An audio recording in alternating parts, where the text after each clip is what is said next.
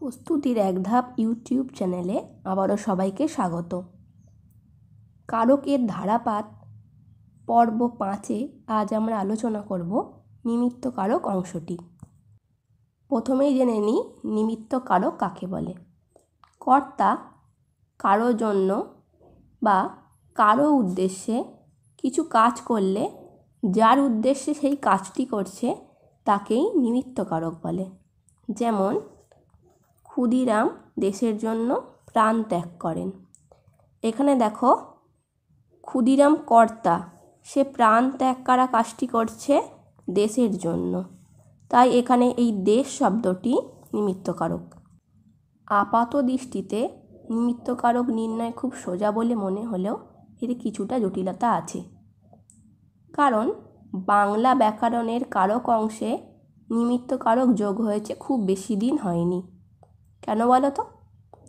আসলে প্রাচীন ভারতে ছিল সংস্কৃত ভাষার প্রচলন।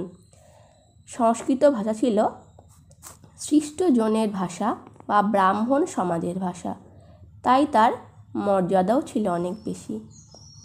এ কারণেই দেখবে ভারত বিভিন্ন ভাষাভাষীর দেশ হলেও ভারতে কম বেশি সব ভাষাতেই সংস্কৃত ভাষার প্রভাব আছে। বাংলা ভাষাও কিন্তু এর ব্যতিক্রম নয়।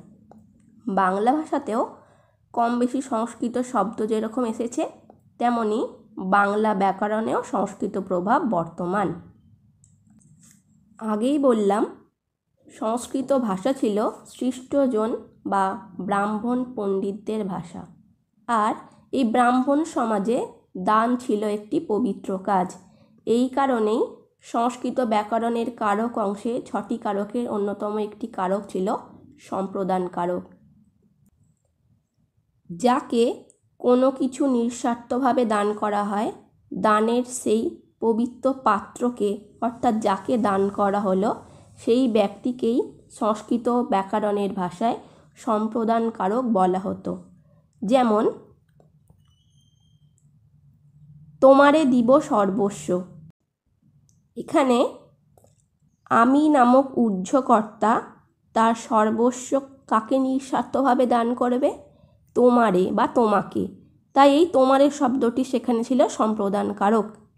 কিন্তু সংস্কৃত ভাষা আর বাংলা ভাষার মধ্যে অনেক পার্থক্য আছে।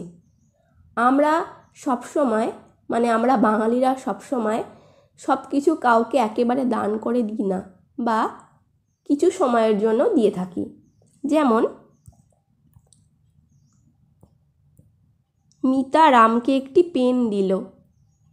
এখানে দেখো মিতা রামকে পেনটি একেবারেই দিয়ে দিল না কিছুক্ষণের জন্য লিখতে দিল, সেটাই বাক্যটিকে দেখায়, বোঝার উপায় নেই। এই সব কারণেই ভাষাচার্য সুনীতিকুমার চট্টোপাধ্যায় সহ আরও অনেক বাংলা ভাষার বিশেষজ্ঞরা 1989 সালে সম্প্রদান কারককে বাংলা ব্যাকরণ থেকে বাদ দিয়ে দেয়। তারা বাংলা ব্যাকরণে বা বাংলা কারকে তার পরিবর্তে স্থান দেয় নিমিত্ত কারককে।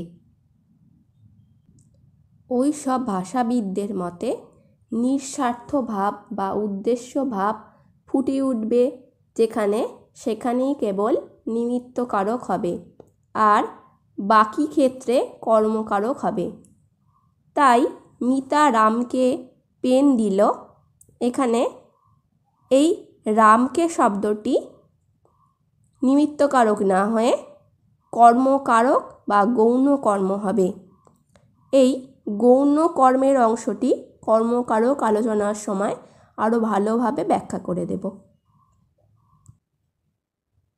তাহলে দেখা গেল কর্তা নিঃস্বার্থভাবে বা কোনো উদ্দেশ্যে বা কোনো কিছুর জন্য যদি কাউকে বা কোনো ব্যক্তিকে কোনো জিনিস দেয় বা দান করে, বা এই দান করার মতো আরও কোনো কাজ করে, তাহলে যার জন্য বা যার উদ্দেশ্যে এই কাজটি করলো তাকেই নিমিত্ত কারক বলে। যেমন মুখ্যমন্ত্রী বন্যার্তদের জন্য ত্রাণ পাঠালেন। এখানে কর্তা হলো মুখ্যমন্ত্রী, তিনি এই ত্রাণ পাঠানো কাজটা করছে কাদের জন্য? বন্যাত্রদের জন্য, তাই এই বন্যাত্র শব্দটি নিমিত্তকারক হবে। এরকমই আরেকটি বাক্য হতে পারে, ভিখারিকে ভিক্ষা দাও। এখানে ভিক্ষা দাও কাজটি করা হবে ভিখারিকে দেওয়ার জন্য বা ভিখারির জন্য, তাই এই ভিখারিকে শব্দটিও এখানে নিমিত্তকারক হবে।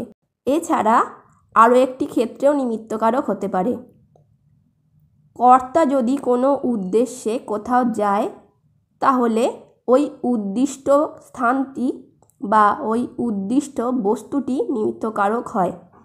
যেমন রামবাবু সকাল সকাল বাজারে বা দোকানে গেলেন।